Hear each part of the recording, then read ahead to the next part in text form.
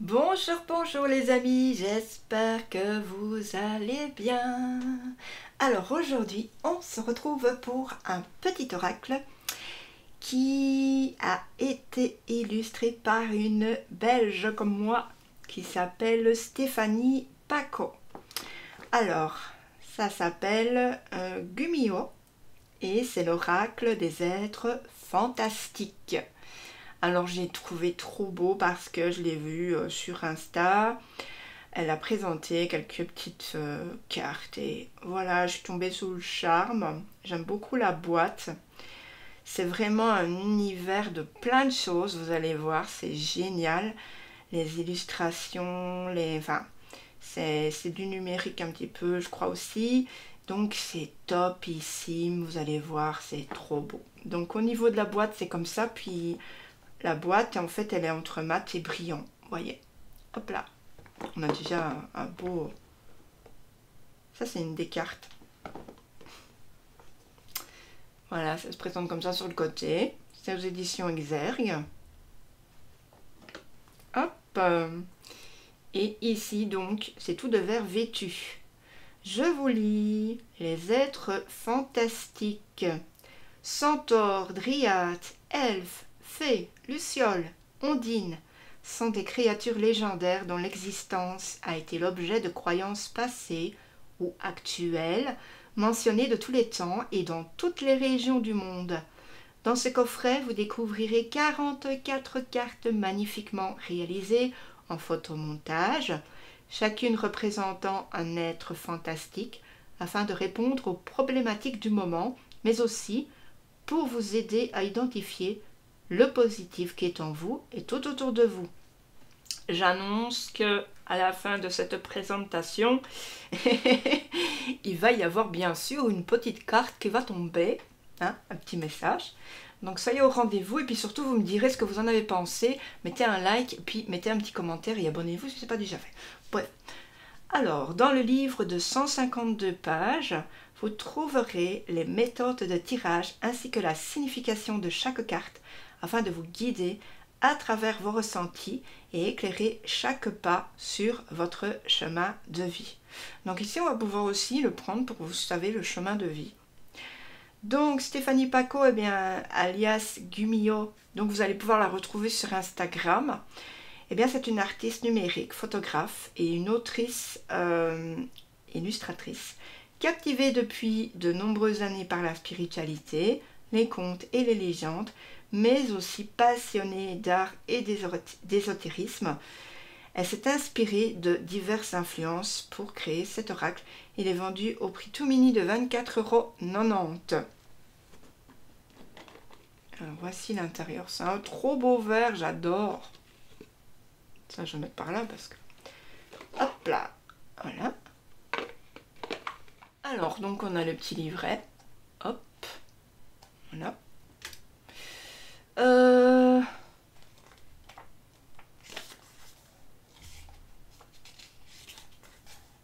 On a une introduction au sommaire, prise en main et tirage, et puis ensuite les cartes. Et à propos de l'auteur.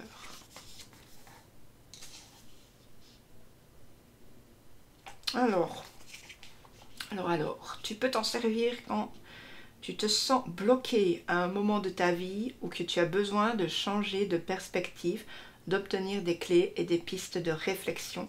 Sers-toi de lui comme outil de conversation avec ton être intérieur. Ces cartes servent avant tout à t'aider à éclaircir tes pensées et à continuer ton chemin de vie vers la bienveillance.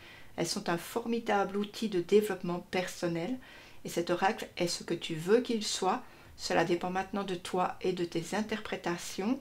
Il t'appartient désormais, Gumiho. Alors, comment faire pour être en osmose, j'ai envie de dire, quand on a un oracle, un nouveau oracle même, ou premier oracle? Moi, j'ai déjà une prise en main, donc moi je sais déjà comment je fais quand j'ai un oracle, ce que je fais avec. Mais il y en a certains, ils ne savent pas trop. Ils n'ont pas de base de départ en fait. Donc ici, elle va vraiment vous expliquer comment faire. Voilà. Au niveau du tirage, ici son tirage préféré est un tirage simple. Une carte au hasard, donc par exemple le matin pour te donner la teinte de la journée, ou bien le soir pour te donner un chemin de réflexion sur toi-même et ton évolution actuelle. Vous pouvez aussi, par exemple, quand vous tirez une carte au soir, la mettre sous votre oreiller. Voilà, parce que ça va peut-être vous inspirer dans vos rêves. D'accord? Donc ici, il n'y a pas vraiment de tirage. Elle vous parle juste d'un tirage simple à une carte. Mais vous pouvez aussi faire un tirage à 3 cartes.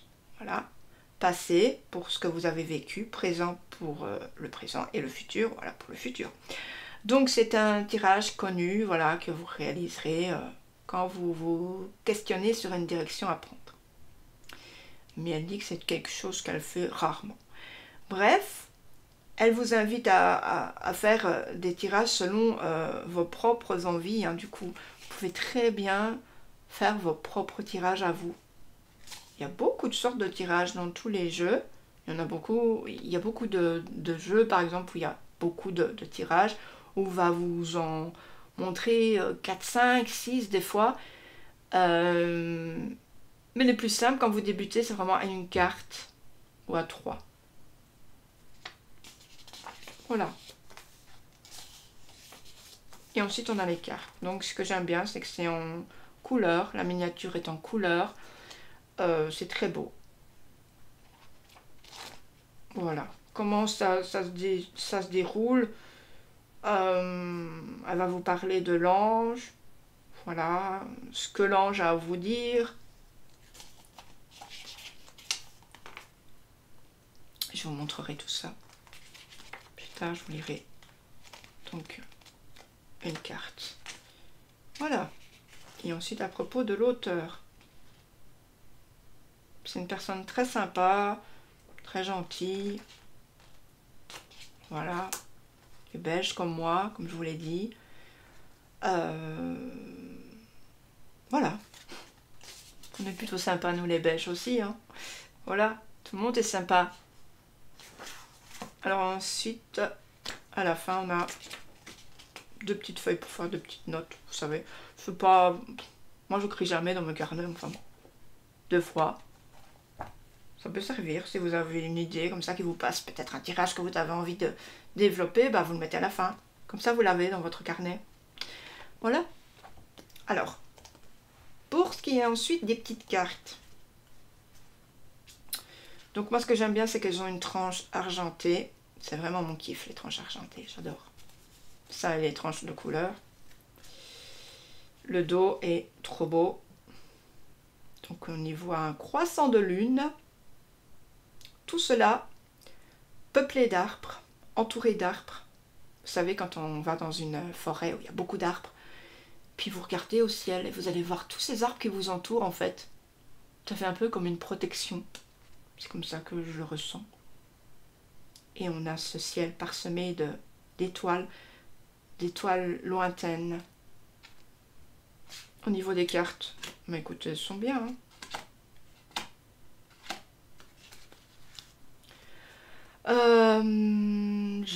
Oui, par rapport à ma main. Hein. Donc voilà, ça va, c'est super cool. Maintenant, je vais vous présenter les cartes une par une. Alors déjà, on a la première carte qui est l'ange. Alors, je trouve ça très original. En fait, j'ai déjà vu des illustrations, des photomontages, bref, sur toute la carte, sur 3 quarts de carte, ce genre de choses, mais jamais qui remonte jusqu'au-dessus comme ça. D'accord? Je trouve ça très beau, très original. Très original. Ensuite, on a le mot, voilà, qui se font bien dedans, je trouve. Donc ici, on a l'ange. L'attrape-rêve. Alors ici, vraiment, on a relié le hibou ou la chouette. Je ne sais toujours pas comment différencier. Il serait temps que je m'apprenne. Bref, on a relié ce joli petit être à un attrape-rêve. D'habitude, on voit un attrape-rêve, on voit un attrape-rêve. On voit par exemple une araignée, mais là on voit le hibou ou la chouette. Décidément. On a le centaure. Ici vous voyez, c'est vraiment tous les êtres fantastiques voilà, dont on a déjà pour la plupart entendu parler. Le cerbère. Ici c'est chouette parce que c'est avec des chiens. Comme j'aime bien les chiens. Bon, ceux-là, ils sont un petit peu, je vous l'accorde, un petit peu... ouais, leurs yeux sont un petit peu bizarres quand même. La chouette, donc ça serait peut-être bien l'hibou là-bas. À mon avis, non? Ou alors... non, c'est la chouette. C'est la chouette.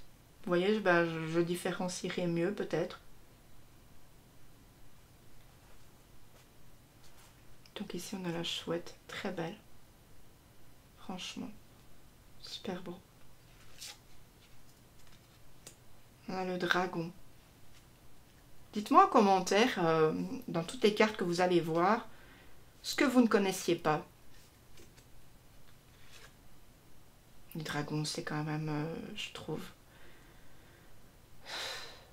j'ai pas de mots sur les dragons, c'est tellement beau. Un druide. La dryade. Alors, la dryade, je ne sais pas ce que c'est. Elfe, qu'on retrouve sur la boîte. Esprit de la forêt. Fantôme. Celle-ci, je la trouve très belle. Très très belle. On a le farfadet. Très joli celui-ci. C'est vraiment des couleurs d'automne en plus. La fée. Je redescends un peu, non? La fée donc. Elle est très jolie la fée ici. Hein. J'aime beaucoup. C'est bien fait comme photomontage. On a la gargouille. La gargouille, oui. On les retrouve à Paris, hein, non? J'avais été à Paris, on avait fait un tour en bateau. Je l'avais vu. Alors le géant. Alors moi, ça me fait penser au géant vert, en fait. Vous savez, de la fameuse pub. Mais je trouve vraiment qu'il est beau parce que, en fait, il est... ouais, une partie art et une partie vert, en fait. Et on a ici un cerf ou une biche. Je vois pas très bien, c'est tout petit.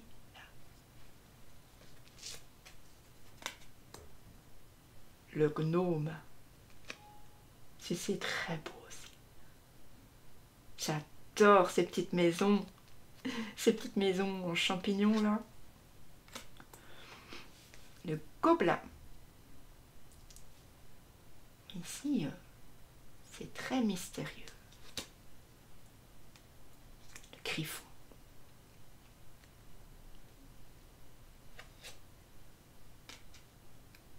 Ah, le gumio. Donc ici, c'est un renard. Hein. Hippocampe. Hippocampe. C'est très... c'est illustré, c'est vraiment d'une façon fantastique en fait. Oui.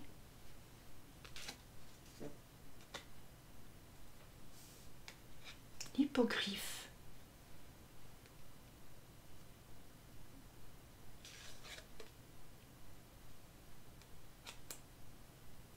L'hydre de Lerne. Comme on regarde avec les chiens. Oui, tu. Donc il y a plusieurs êtres fantastiques avec des têtes.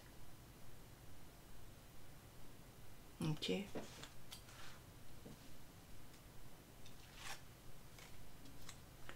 Jacalope. Bon, celle-ci, franchement, c'est ma préférée. Hein. Je la trouve trop belle. En plus, le mot fait trop beau. tout se mélange avec le petit lapin que j'adore. C'est trop beau, c'est très bien fait. On a le Kraken. Oui, le fameux Kraken, vous savez, qui enlevait beaucoup des bateaux et tout ça. Là. Je pense que c'est dans un film que j'ai vu ça. Avec Johnny.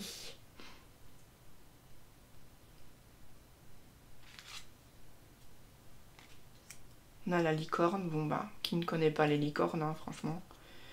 Si vous ne connaissez pas les licornes, non, ça va plus. Hein. Et alors celle-ci est trop jolie. Hein. Moi, j'ai plaisir à dire que les licornes ont vraiment existé. Pour moi, elles ont pu exister, elles ont existé. Parce que déjà, on a les chevaux, donc... Je pense que c'est peut-être le cheval qui était une licorne avant, et puis après, vous savez, sa corne ici, ben, elle est tombée. On a les lucioles. Alors ça, les lucioles, c'est trop beau. Malheureusement ici, moi en ville, je n'en vois pas, et j'en voyais quand j'étais à la campagne. C'est génial. C'est génial de se dire que cette petite lumière, en fait, c'est comme un petit morceau de bois à la base. C'est ça qui est trop beau, quoi. La magie de la terre, franchement, elle nous environne. On a les lutins. Regardez le lutin. Oh, c'est beau. C'est tellement beau, tout ça. On a envie de vivre là. Alors, lycanthrope. Perso, j'ai jamais entendu parler. Je sais pas trop. Mais je vais me renseigner. J'aime bien faire ça quand je trouve... Je connais pas quelque chose, je vais me renseigner en fait. On a le macan. Voilà. Le mage. J'aime bien les mages, ils sont toujours bien représentés. On a le manticore. Je sais pas si c'est celui-là auquel je pense, mais c'est quand même un animal qui a plusieurs différences sur lui. Hein. Donc ici, il a la queue de l'animal qui pique, mais je ne sais plus c'est quoi. Oui, ça me reviendra. Voilà, c'est assez spécial. J'aime bien ce jeu parce qu'en fait, on découvre des êtres fantastiques qu'on ne connaît pas forcément. On a ici le Minotaure, ça je connais.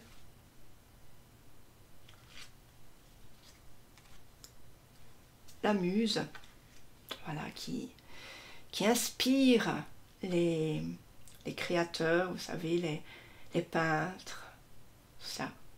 Même le chanteur, pourquoi pas. Ondine. Ondine. Très jolie aussi. On a Pégase. C'est beau aussi Pégase. Et j'adore cette illustration, ce photomontage, cette carte, en fait, cette couleur. J'adore. Ça prend tout son sens. On a Phénix.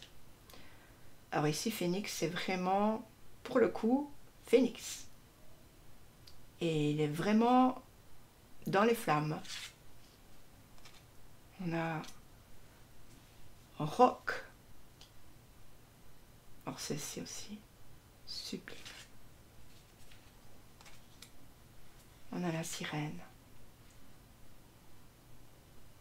La sirène qui est souvent démontrée comme voilà, on va dire, entre guillemets,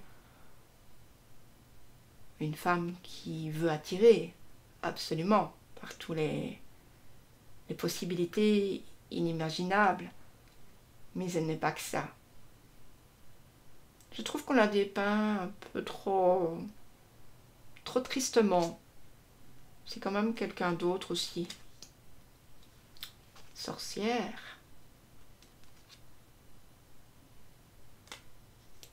Le Sphinx.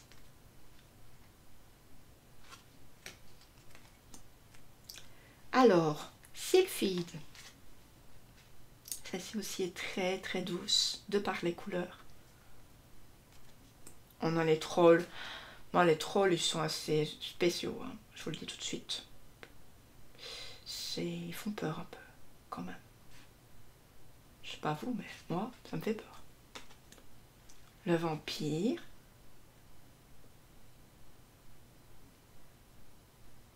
On a toujours eu des films dans tous les temps où on parlait de vampires. Et puis ensuite, on a Vargingur. Donc ici, c'est une partie de Stéphanie sur cette photo, vous voyez. Donc ça, j'aime bien aussi. Donc ici, pour la plupart, ça va pas nous parler au niveau des mots, hein. Je pense ici, c'est vraiment pour un développement personnel, pour soi-même. Et peut-être pas pour aller essayer de comprendre quelque chose au niveau des mots.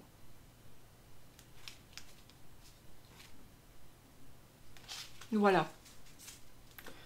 Donc écoutez, on va faire une petite carte pour nous tous. On va découvrir comme ça le message, parce que j'aime bien vous montrer ce que ça renferme. Voilà, pour que vous puissiez du coup vous connecter à ce message. Alors, je reviens tout de suite, parce que vous savez que je n'ai pas de place ici. Je reviens tout de suite, vous allez voir avec le montage, on va faire comme ça. Alors, donc, mes chers amis, alors on va regarder la petite carte qui est sortie pour vous. On a les lucioles ici. Vous voyez, je vous parlais des lucioles tout à l'heure. Je vous disais que je les aimais bien. Alors, les lucioles, insectes fantastiques et fascinants, peuplent les forêts, quelques marécages et autres endroits inhabités. Petites lumières magiques, flottantes ou volantes, elles volettent en entourant celui qui a besoin d'aide. Ce sont toujours des protectrices, des guides, des éclaireuses. Elles indiquent qu'il est temps pour toi d'éclaircir une situation. Les lucioles sont bienveillantes et viennent t'entourer pour te protéger. Tu vas voir un peu plus clair dans la façon dont tu dois agir pour éclaircir une situation délicate ou compliquée. La vie est un mélange de moments heureux, de normalité quotidienne et aussi de situations difficiles. Même si la tendance naturelle est de chercher le bonheur, ce sont réellement les situations difficiles qui te mettent à l'épreuve et qui te font grandir. Cette situation que tu vis, elle passera, dis-toi que rien ne dure toujours. Ne cherche de coupable ni en toi ni en les autres. Trouve un enseignement à la place. Prends le courage de prendre des décisions et de contrôler tes pensées. Les lucioles t'éclairent dans cette direction. Ne te concentre pas sur ce que tu ne peux pas contrôler. Tu risques de te raccrocher alors à la colère et à la souffrance. Lâche prise, libère-toi et laisse couler tes angoisses pour pouvoir te recentrer sur ta paix intérieure. Et confiance, tu peux apprendre quelque chose de bon dans tout ce que tu vis, même à travers une situation délicate. Alors, comme j'ai l'habitude de le dire, quand on tombe 7 fois, on se relève toujours 8 fois.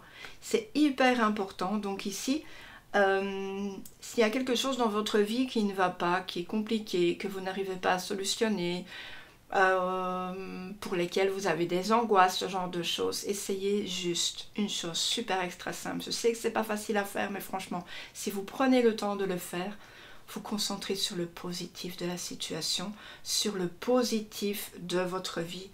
Apprenez plutôt à avoir un sourire sur votre visage, avoir la joie dans votre cœur, à ne plus penser à ça tout le temps, à vraiment évacuer vos pensées. J'ai une technique super cool. Moi, c'est en fait, d'ailleurs, je l'ai trouvé par rapport à un autre jeu. Vous prenez toutes vos pensées, d'accord ?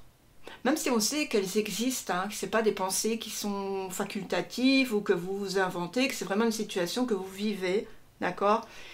Eh bien, vous prenez même cette situation et ces pensées. Vous allez imaginer tout ça. Vous allez pouvoir le mettre, je ne sais pas moi, en dessin. Par exemple, vous allez faire, vous voyez, des petits ronds, tout plein de petits ronds, comme quand vous avez des pensées très très négatives et qu'il y a plein de petits ronds tout noirs qui arrivent. Vous prenez vraiment cette pensée, cette situation même. Et vous allez l'imaginer en fermant les yeux dans votre inconscient. Ensuite, vous allez prendre une gomme et vous allez gommer tout cela. Vous allez vraiment les gommer jusqu'à temps qu'il n'y a plus rien du tout. Et je vous assure, ça marche trop bien.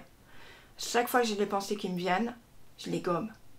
Je les gomme de ma mémoire parce que c'est l'ego qui prend tout le temps la relève sur tout ce que vous faites. Ne l'oubliez pas, l'ego, il est content hein, de toujours vous donner des pensées très négatives, de rester toujours à la même place, de se dire bah oui, ces pensées-là, elles sont bien parce que voilà, je te les donne. Donc, vraiment gommer vos pensées.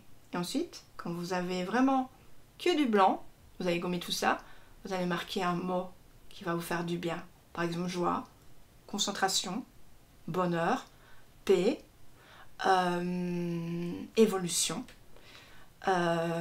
soleil. Plein de choses qui sont affirmatives dans votre tête. C'est hyper important. Donc, actuellement, vous êtes peut-être dans une situation très difficile. Vous ne voyez pas le bout. Mais, dites-vous que ça ne dure pas. Il y aura toujours ce cycle qui va faire que ça va tourner. Et qu'à un moment, toute l'abondance qui vous est nécessaire va vous arriver. Vous n'aurez pas été dans cette tristesse finalement pour rien. Vous aurez évolué, vous aurez grandi, vous aurez appris des choses de cette chose que vous vivez actuellement. Vous ne referez certainement pas deux fois les mêmes erreurs. Voilà. Et finalement, il y a des bonnes choses qui vont en sortir. Voilà. C'est tout ce que je vous souhaite, moi. D'accord? Je vous fais d'énormes bisous. Je vous retrouve très bientôt pour une nouvelle présentation ou une nouvelle guidance. Je sais pas trop. On verra. Et je vous dis bye bye. Prenez soin de vous. Ciao.